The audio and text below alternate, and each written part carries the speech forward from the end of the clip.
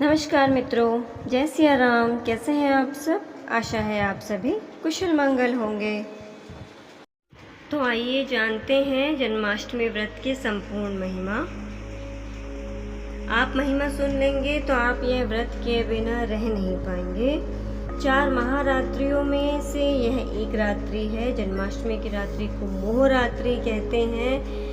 पूरे वर्ष भर में 4 महारात्रियाँ आती हैं, जिनमें काल रात्रि, शिवरात्रि ये सब होती है। इन रात्रियों में जागरण किया जाता है, जप किया जाता है और इस दिन किया गया जप अनंत गुना फलित होता है। मंत्र सिद्धि के लिए यह रात्रि अत्यंत फलदायी होती है। ये 4 महारात्रियों में से जन्माष्टमी भी एक महान उत्सव है। इस महान व्रत उपवास में यह पवित्र दिन आता है, तो आप यह कर देखिए। एकादशी तो आप सभी हम जानते ही होंगे। तो जन्माष्टमी का व्रत एक ऐसा व्रत है कि मात्र एक दिन के व्रत करने से आपको लगभग जन्माष्टमी में 20 करोड़ एकादशी का आपको पुण्य फल प्राप्त होता है।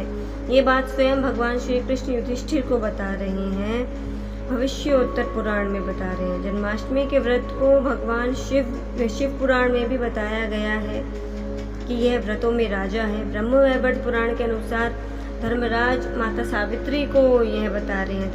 धर्मराज तो आप स्वयं जानते ही होंगे। धर्मराज मतलब यमराज का स्वरूप। और माता सावित्री ये भी सतियों में इनकी गिनती होती है, महासतियों में इनका नाम आता है। तो आप स्वयं सोच सकते हैं कैसे श्रोता और वक्ता हैं ये लोग। दोनों ही महान व्यक्तित्व हैं।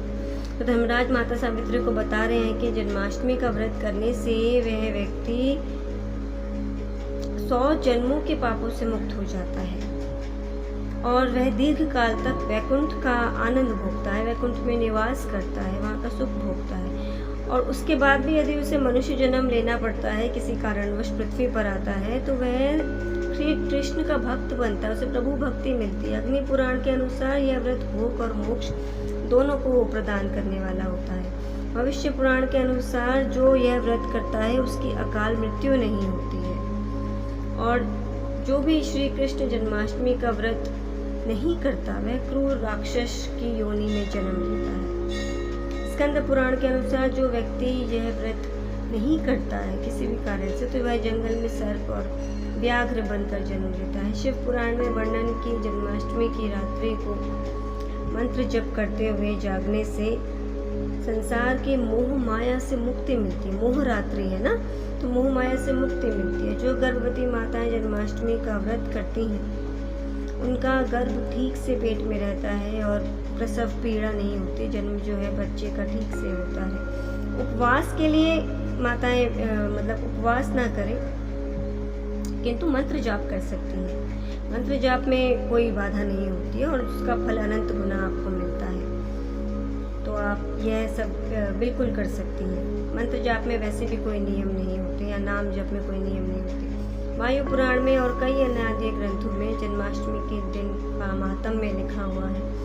इसकी रात्रि को उत्सव से पहले अन्न नहीं खाया जाना चाहिए,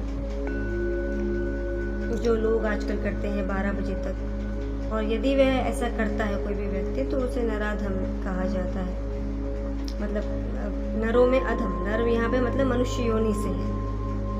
और फिर ऐसा भी कहा जाता है कि जो उपवास करता है, जब ध्यान करके उत्सव मना के फिर खाता है, तो वह अपने पूरे कुल की गरिमा को बढ़ाता है, अपने पूरे के पूरे कई पीढ़ियों को तार लेता है और वो मनुष्य परमात्मा को साकार रूप में अथवा निराकार तत्व में पाने में सक्षम भी हो जाता है।